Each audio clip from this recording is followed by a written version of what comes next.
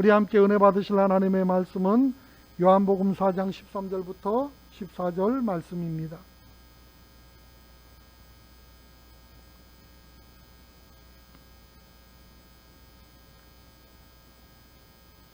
찾으신 줄 알고 요한복음 4장 13절 14절 말씀을 함께 읽겠습니다. 예수께서 대답하여 이르시되 이 물을 마시는 자마다 다시 목마르거니와 내가 주는 물을 마시는 자는 영원히 목마르지 아니하리니 내가 주는 물은 그 속에서 영생하도록 솟아나는 샘물이 되리라. 아멘.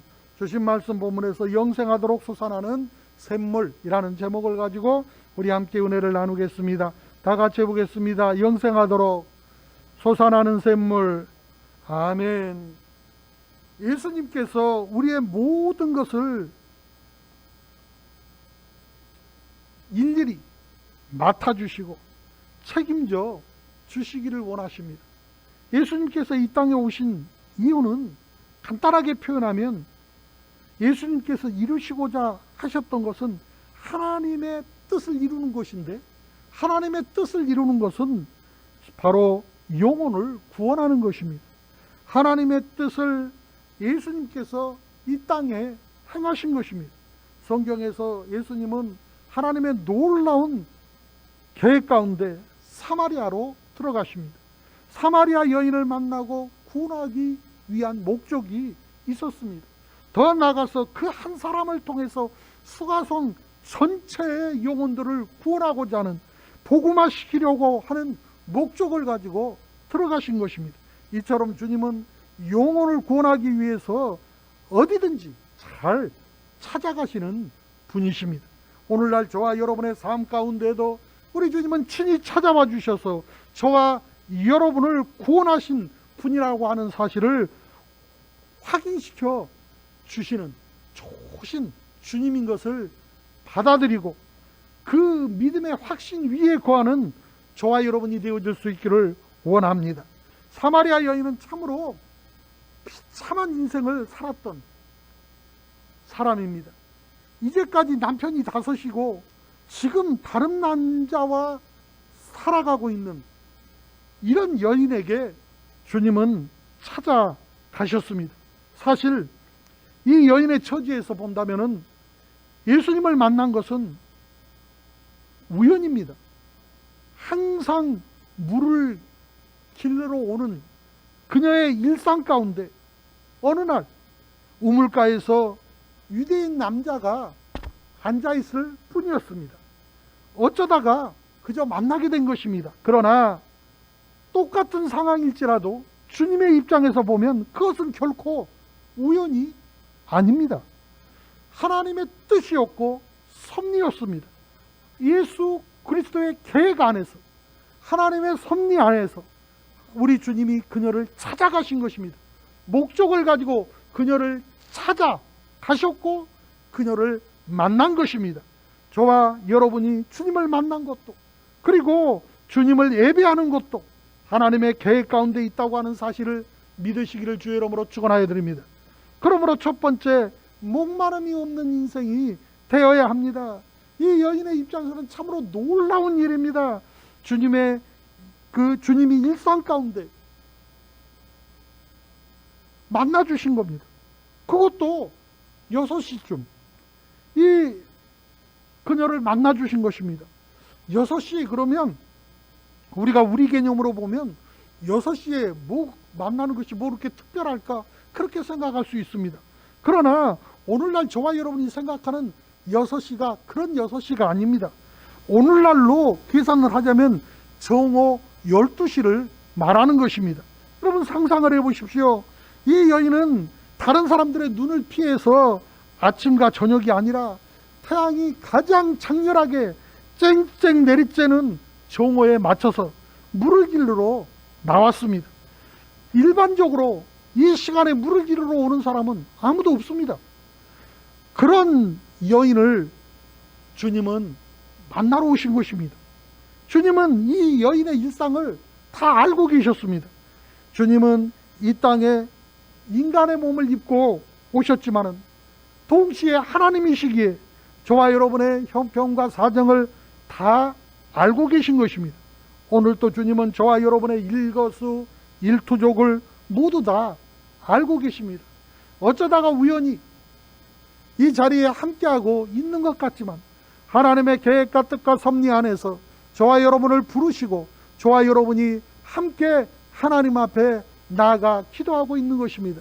각자의 자리에서 각자의 처소에서 예배의 형태와 모양이 어떨지라도 하나님은 하나님의 말씀 앞으로 저와 여러분 한 사람 한 사람을 불러 오늘 또 말씀으로 인도해 가고 계시는 것입니다. 사마리아 여인은 짓밟힌 인생이었습니다. 남편이 무려 5번이나 바뀐 사람입니다. 남편이 떠나고 또다시 새 남편이 떠나갈 때 이 여인의 심정이 어땠을까요? 말할 수 없이 비참함을 느꼈을 것입니다. 첫 번째 남편이 떠나갈 때는 어쩌다 나하고 맞지 않았나 보다, 그렇게 생각할 수 있습니다. 그런데 두 번째 남편이 떠나갈 때는 지질이 서방복도 없나 보다, 그렇게 위안할 수도 있을 것입니다. 그런데 세 번째가 되어지면 뭔가 심각해집니다. 이게 아니지? 내 인생은 왜 이러는 거야? 왜 나를 이렇게 원하지 않지? 내가 뭐가 잘못됐지? 자기 스스로를 돌이켜보게 되고 주변 사람들 눈치를 보게 되어지고 뭐 하나 당당할 것이 없게 되어지고 자기도 모르게 위축되어지고 삶이 쪼그라들 수밖에 없는 상황이 되고 마는 것입니다. 그래도 어떡하든 포기하고 싶지 않아서 행복한 인생이 되고 말리라 다짐하고 또 다짐하고 용기를 내어보고 용기를 또 내어서 새로운 남자를 만납니다. 정말로 이 생지옥과 같은 인생, 스스로 자책하고 스스로 절망하고 꿈이 보이지 않는, 소망이 보이지 않는 이 생지옥 같은 삶에서 어떡하든지 내가 벗어나야 되겠다, 그런 마음으로 신락 같은 희망을 가지고 새로운 남자들을 만나보지만은 이를 앙당 물고 이번만큼은 행복하리라 다짐을 해보고 이 남자한테는 그 남자가 해달라는 대로 다 요구 맞춰서 이렇게 해라 그러면 이렇게도 해보고 저렇게 해라 그러면 저렇게도 해보고 했는데도 떠나가니 이게 잘못됐나? 아니면 내가 주도적으로 한번 해봐야지, 그러면서 이건 이렇게 해 저렇게 해 해가면서 자기가 주도적으로 해봤는데 그래도 떠나가고, 이것도 아닌가? 아니 다른 사람들은 잘도 살도만은 왜 내 인상은 이렇게 꼬이는고, 그렇게 마음에 충격이 오고 고통이 오고, 그래도 인생이 깨어져 버리고 내가 특별한 걸 바라는 것도 아닌데 내가 대단한 걸 원하는 것도 아닌데 왜 나는 이렇게 지극히 평범한 삶조차도 순조롭지가 못할까? 이 여인은 꿈도 희망도 산산이 깨어지고 말았습니다. 모두 다 실패로 돌아가 버린 것입니다.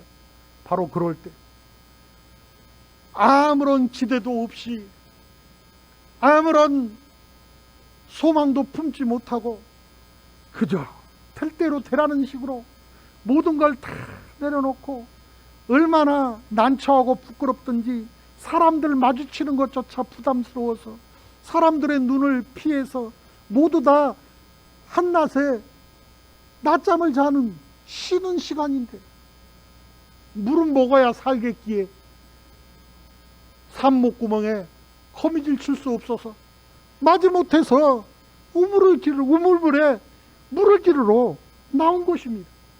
우리 주님은 그 여인의 삶을 손바닥 보듯이 들여다보고 있었고 그와 같이 절망하고 이 삶의 의미를 찾지 못하고 절망하고 있는 이 여인을 주님이 찾아오신 것입니다. 저와 여러분의 실패한 인생 가운데서도 주님이 찾아와 주시기를 간절히 원합니다. 주님은 목마른 인생에게 은혜를 주시기를 원하십니다. 예수님께서 이 여인에게 물을 좀 달라고 지극히 일상적인 언어로 그 여인에게 말을 겁니다.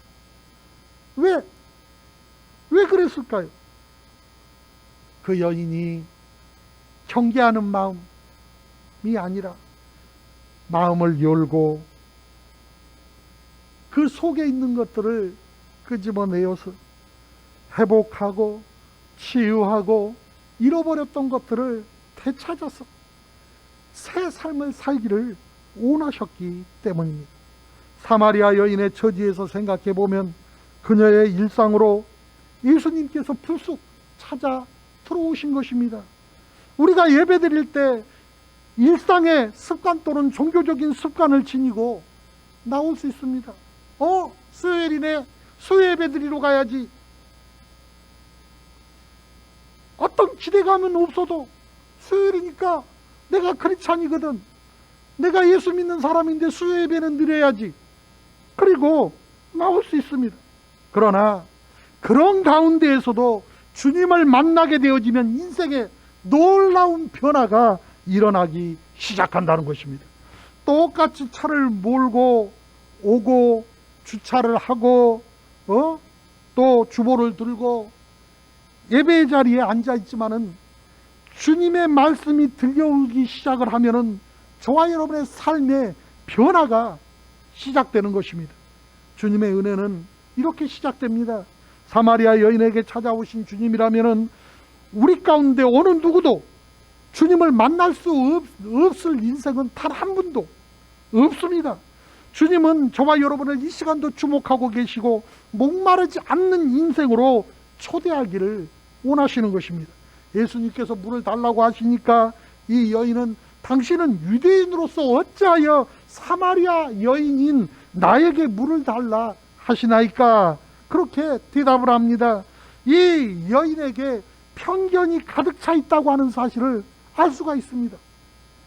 그때 주님께서 이렇게 대답을 합니다. 내가 만일 하나님의 선물과 또 내게 물을 좀 달라고 하는 이가 누구인 줄을 알았더라면은 내가 이렇게 하지 않았을 것이다. 그렇게 대답을 합니다. 그리고 영원히 목마르지 않는 그 생수에 대해서 말씀을 하십니다. 이 여인은 도무지 이해를 할 수가 없어요. 생수를 주시겠다고 하는 그 주님의 말씀을 이해하지를 못하는 것입니다. 영적으로 둔해서 세상적으로만 생각을 하다 보니 빨리 와닿지도 않고 이해가 되지 않았던 것입니다. 가만 차림새를 보아하니 물을 기를 그릇도 없는데 이렇게 깊은 우물에서 어떻게 생수를 준단 말이지? 도무지 알 수 없었던 것입니다. 그러고는 주님께 우리 조상 야곱이 이 우물을 우리에게 주셨고 또 여기서 자기와 자기 아들들과 짐승들이 다 마셨는데 당신이 야곱보다 더 크니까 그렇게 아주 떳떳하고 자랑스럽게 이야기를 합니다. 예수님을 야곱하고 비교하고 있는 것입니다. 저와 여러분도 이 여인과 같지 않습니까? 자기 생각과 경험 가운데 주님을 가두고 있지 않느냐고 묻고 있는 것입니다.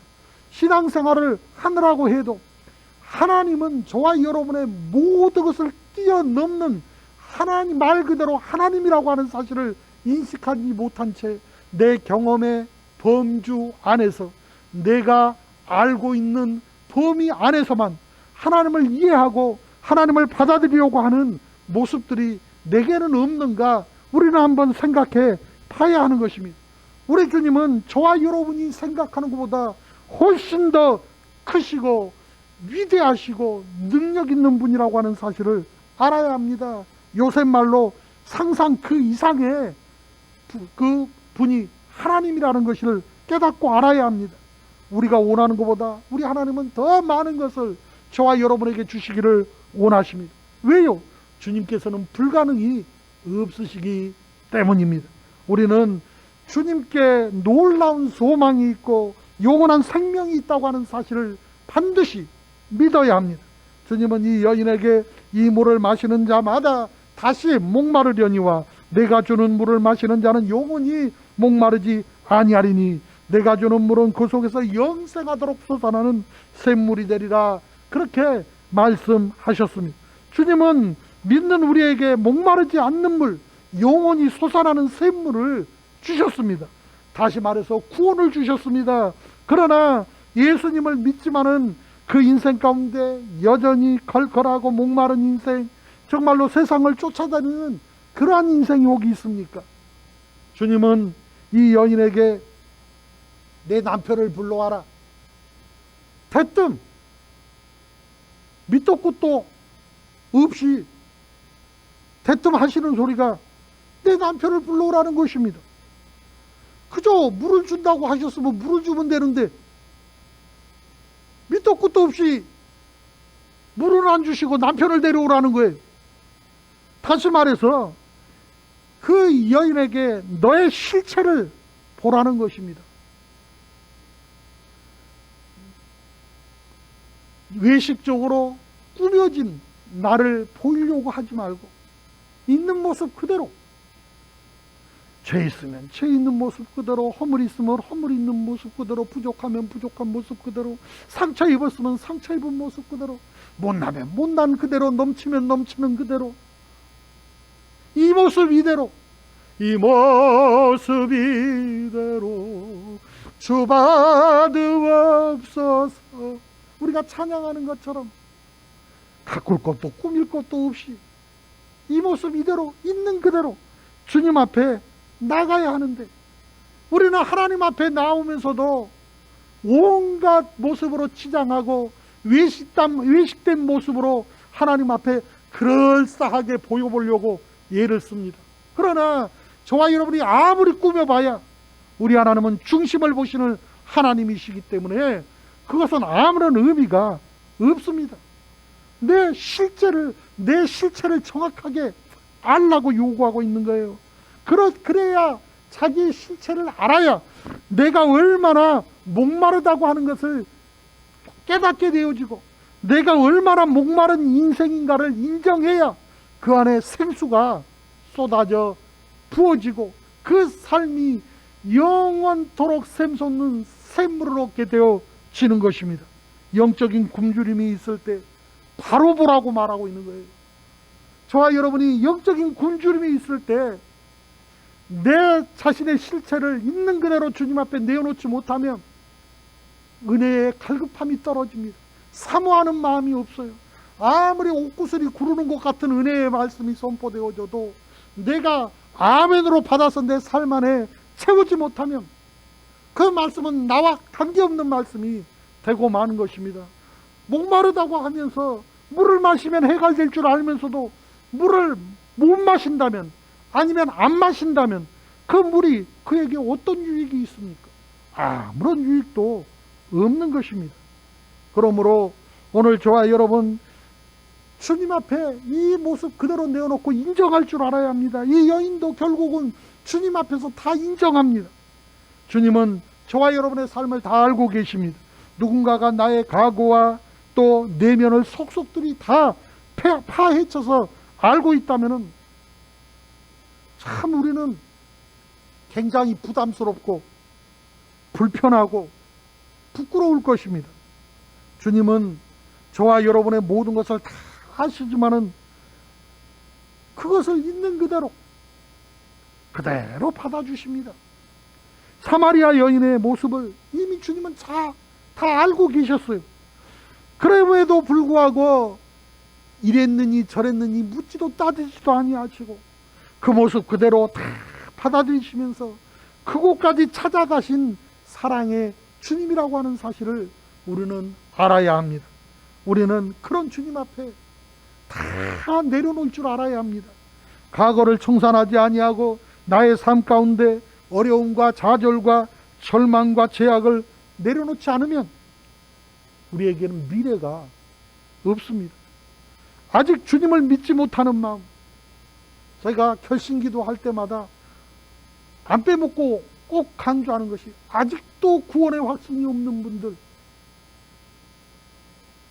그렇게 얘기합니다. 왜 그러냐면 목회를 하다 보니까 신앙생활은 몇십 년 했대는데 직분을 가지고 있는데도 구원의 확신이 없는 분들이 있더라고요. 이건 아니다. 그래서 아직도 구원의 확신이 없는 분들은 나의 실체를 정확하게 파악하고 믿음으로 손을 얹으라는 말입니다. 주님을 받아들이라는 것입니다. 나를 인정하라는 것입니다. 내가 얼마나 목마른 인생인지, 내가 얼마나 하나님의 사랑이 필요한지, 은혜가 필요한지 주님 앞에 내 삶을 맡겨드릴 수 있어야 된다는 것입니다. 아직도 주님을 믿지 못하는 마음, 의심의 마음이 조금이라도 있다면 주님을 초청하여 드리시기를 바랍니다. 영원히 목마름이 없는 인생을 저와 여러분에게 주실 것입니다. 주님을 믿지만은 여전히 목마름이 있다면 주님을 더욱 믿으시기를 바랍니다. 영원히 샘솟는 샘물이 저와 여러분 안에 넘쳐 흐를 것입니다. 생수라고 하는 표현은 구원을 의미하기도 하지만은 오늘 요한복음 7장 37절 이하를 보면은 이 성령을 의미하기도 합니다. 이 요한복음 7장 37절부터 39절을 함께 읽어보면 좋겠습니다. 명절 끝날 곧 큰 날에 예수께서 서서 외쳐 이르시되 누구든지 목마르거든 내게로 와서 마시라. 나를 믿는 자는 성경의 이름과 같이 그 배에서 생수의 강이 흘러나오리라 하시니, 이는 그를 믿는 자들이 받을 성령을 가리켜 말씀하신 것이라. 예수께서 아직 영광받지 아니하셨으므로 성령이 아직 그들에게 계시지 아니하시더라. 아멘. 다시 말해서 우리가 주님을 믿으면 저와 여러분 안에 주님의 영 성령께서 내주하시는 것입니다. 그러나 중요한 것은 이 성령님이 끊임없이 흘러가는 성령 충만함이 있어야 한다는 것입니다. 예수님을 믿는 사람과 성령이 내주하는 사람은 많습니다. 그러나 모든 그리스도인이 성령의 충만함이 있는 것은 아닙니다. 주님은 성령 충만함을 구하라고 말씀하고 계십니다.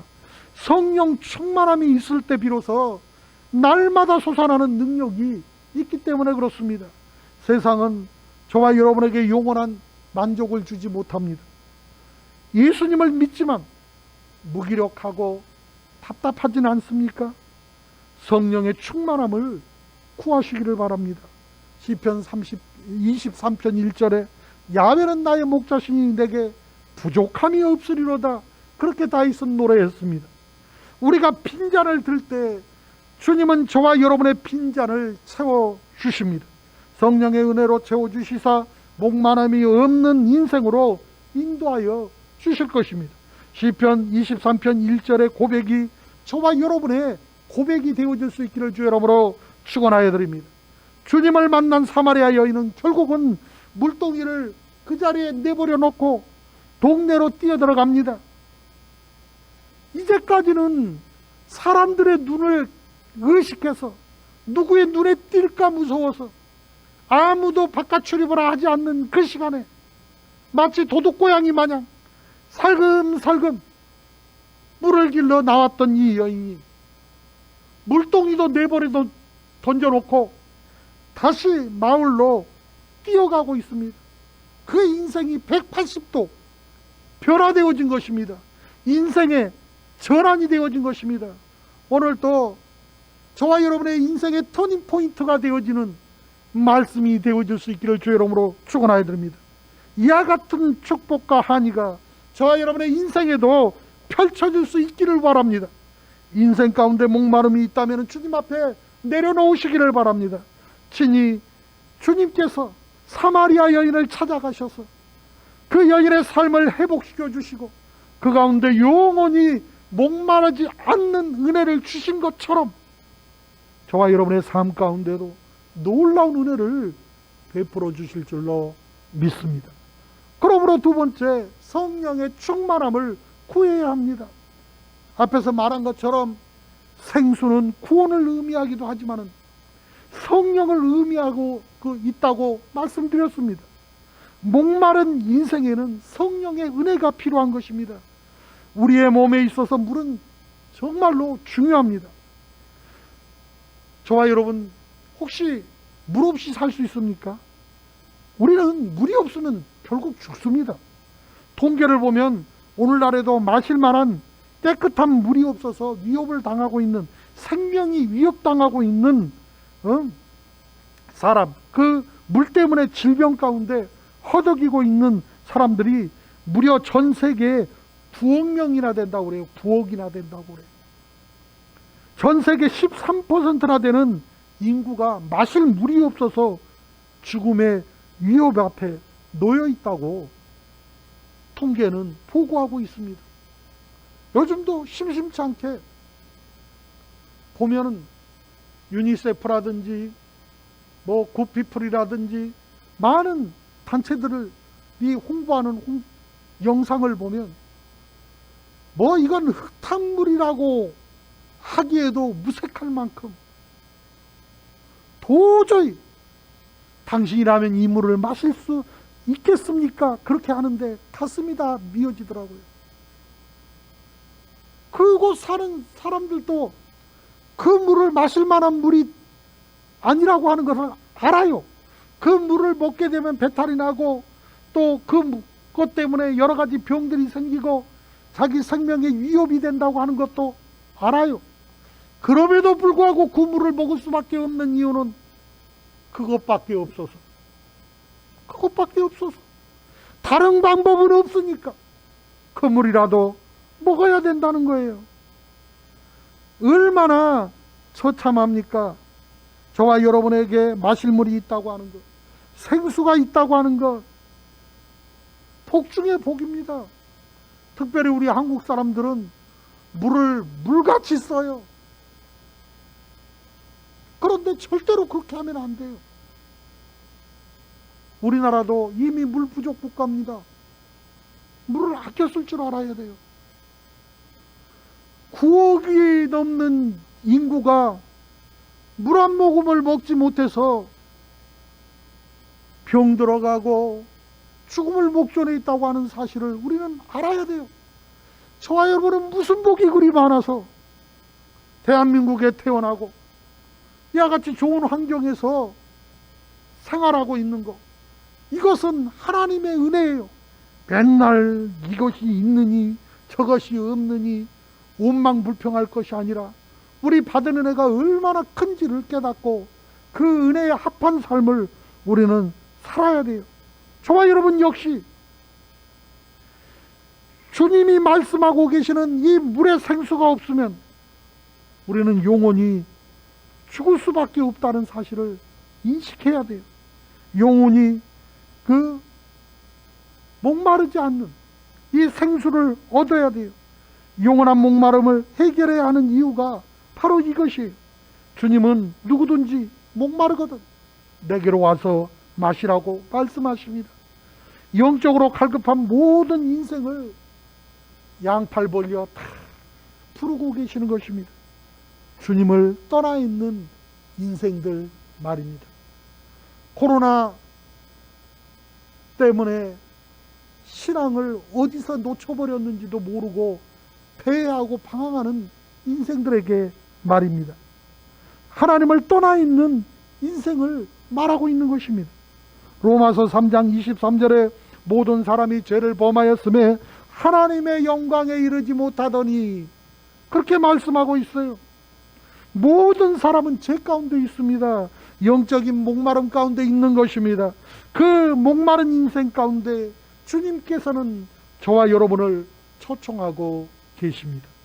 가진 것 없어도, 배운 것 없어도, 유명하지 않아도 상관없습니다. 성별도, 출신도, 배경도, 언어도, 종족도, 어떤 인종인가 어떤 민족인가도 전혀 상관없습니다. 잘생겨도 못생겨도 똑똑해도 홀쭉해도 나이를 먹었어도 어려도 상관없습니다. 누구든지, 주님은 누구든지 목마르거든 와서 마시라고 말씀하십니다. 당신을 통째로 메워주신 것입니다. 그러면 성령께서 생수의 강처럼 역사하신다는 것입니다. 주님을 믿으시기를 바랍니다. 주님을 믿을 때 그 안에 모든 것이 해결됩니다. 요한복음 7장 39절에 보니까 예수께서 아직 영광을 받지 아니하셨으므로 성령이 아직 그들 안에 계시지 아니하시더라. 그렇게 표현하고 있는 부분이 있어요. 그렇다면 성령님은 언제부터 계셨을까요? 성령님은 어제나 오늘이나 계십니다.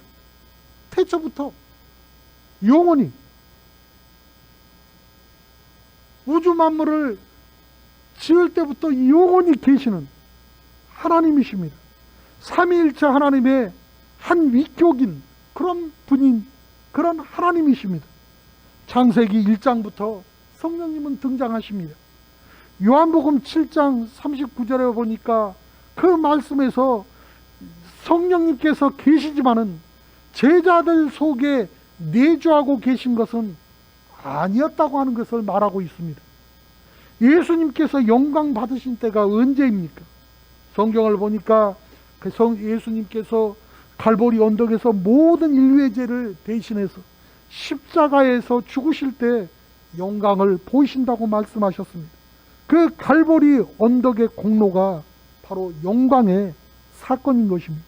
예수님께서 전 인류의 죄를 담당하시기 위해서 죽으시고 사흘 만에 부활하심으로써 인류의 구세주, 구원자 그리스도가 되셨습니다. 그리고 부활하신 예수님께서 승천하셨는데 승천하신 이후에 또 다른 보혜사 예수의 영이신 성령께서 주님이 약속하신 대로 저와 여러분 가운데 찾아와서 임재해 주신 것입니다. 사도행전 2장에 보니까 예수님의 제자들 120명이 다락방에 모여서 전혀 기도에 힘쓸 때 성령께서 강림하시는 놀라운 역사가 있었다고 하는 사실을 우리가 볼 수가 있습니다. 다시 말해서 요한복음 7장의 제자들에게는 성령이 계시지 않았을지 몰라도 사도행전 이후에 그 사도행전 2장 이후를 살고 있는 그리스도인들에게는 성령이 임재하여 계신다는 것입니다. 고린도 전서 12장 3절에 그러므로 내가 너희에게 알리노니 하나님의 영으로 말하는 자는 누구든지 예수를 저주할 자라 하지 아니하고 또 성령으로 아니하고는 누구든지 예수를 주라 할 수 없느니라. 그렇게 말씀하고 있습니다. 우리는 예수님을 구주라고 고백하는, 주님이라고 고백하는 그런 성도들입니다. 예수님을 나의 구주, 나의 하나님으로 고백하는 그리스도인들입니다. 그러나 이것이 그냥 어쩌다가 된 것이 아니라는 것입니다. 성령으로 가능했다는 것입니다. 성령님이 아니고서는 이와 같은 일들이 불가능합니다. 예수님을 믿는 자, 그리스도인이라면 저와 여러분 안에 성령께서 내주하실 줄을 믿습니다. 로마서 8장 1절부터 2절에 보니까 그러므로 이제 그리스도 예수 안에 있는 자에게는 결코 정죄함이 없나니 이는 그리스도 예수 안에 있는 생명의 성령의 법이 죄와 사망의 법에서 너를 해방하였습니다. 그렇게 말씀하고 있습니다. 그리스도 안에 생명의 성령의 법이 있다는 것입니다.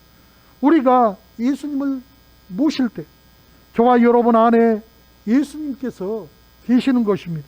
영원토록 떠나지 않는 성령님, 저와 여러분이 그 성령님을 모실 때 저와 여러분의 심령은 영원히 목마르지 않는 생수의 강이 흘러 넘칠 것입니다.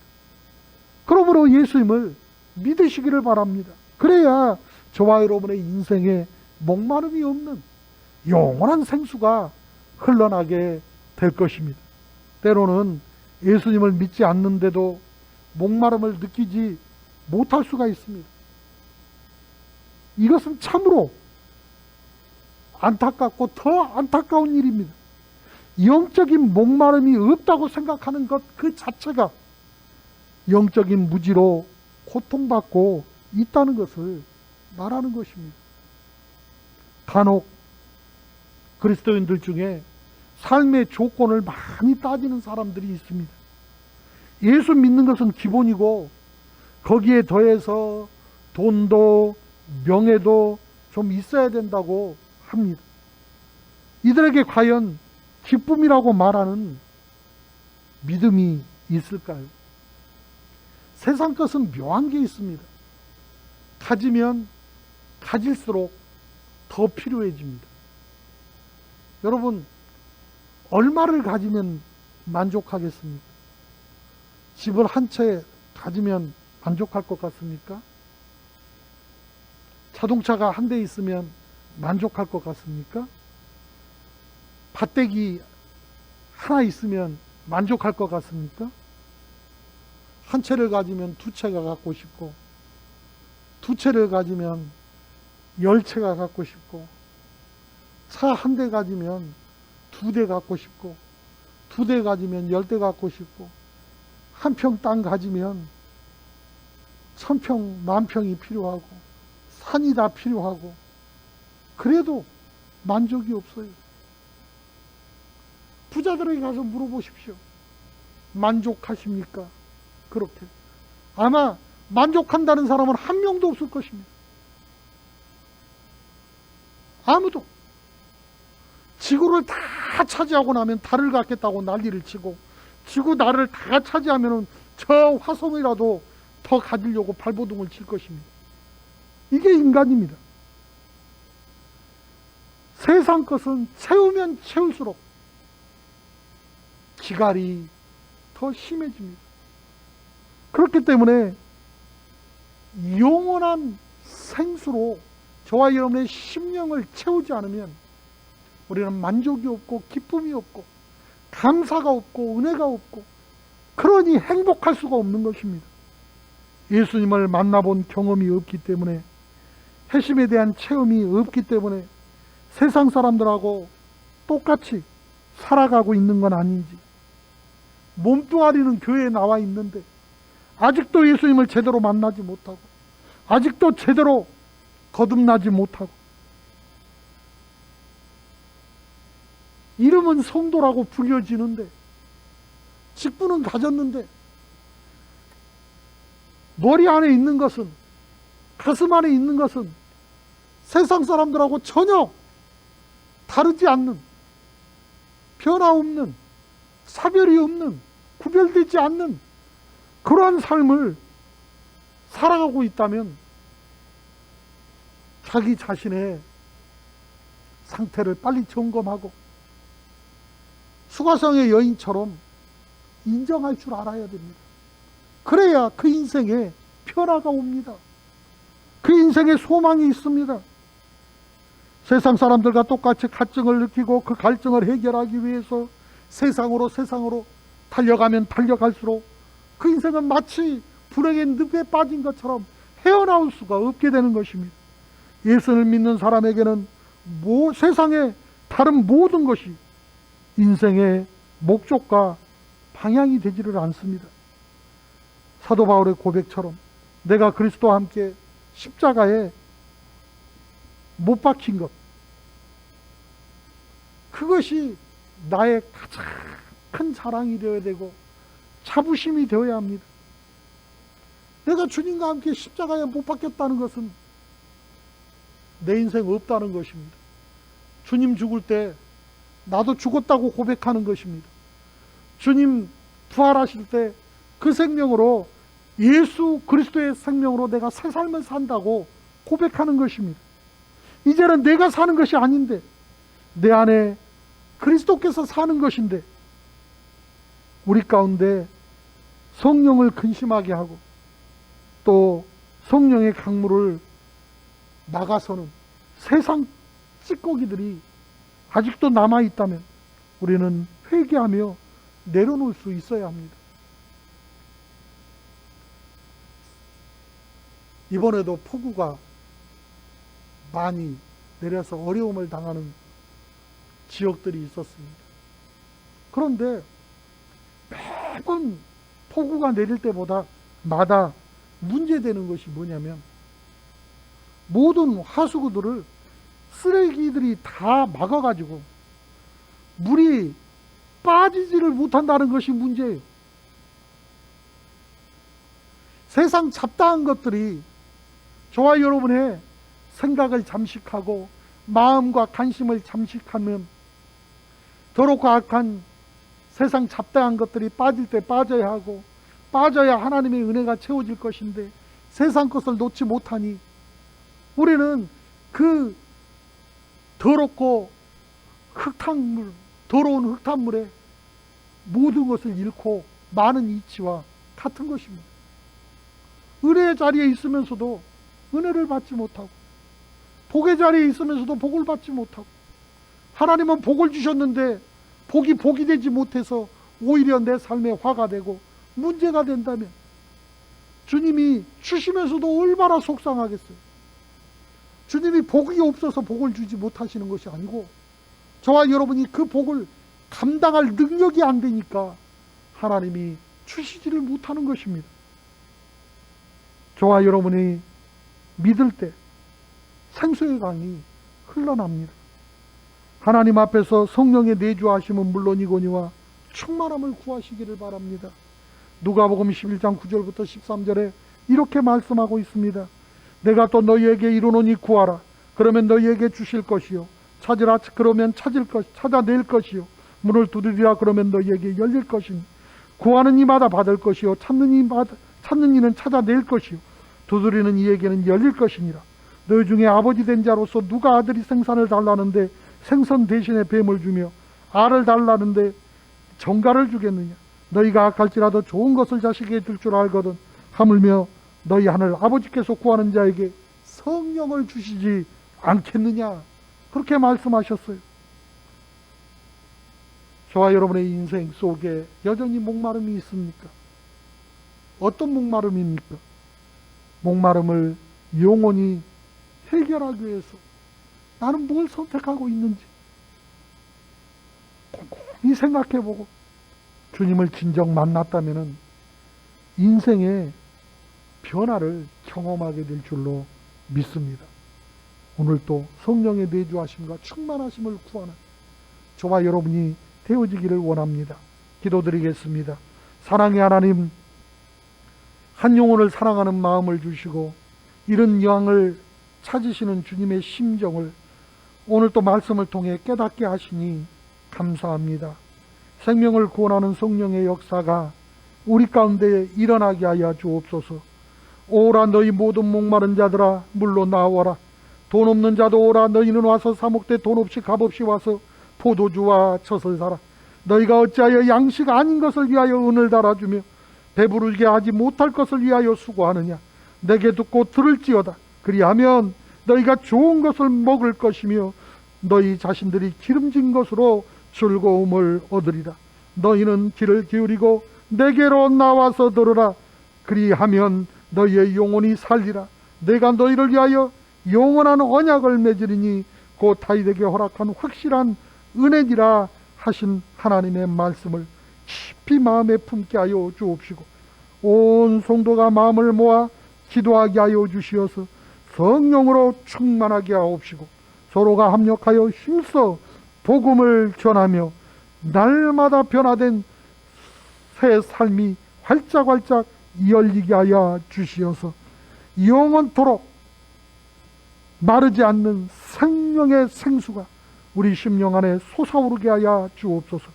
주 예수 그리스도 이름으로 기도드립니다. 아멘.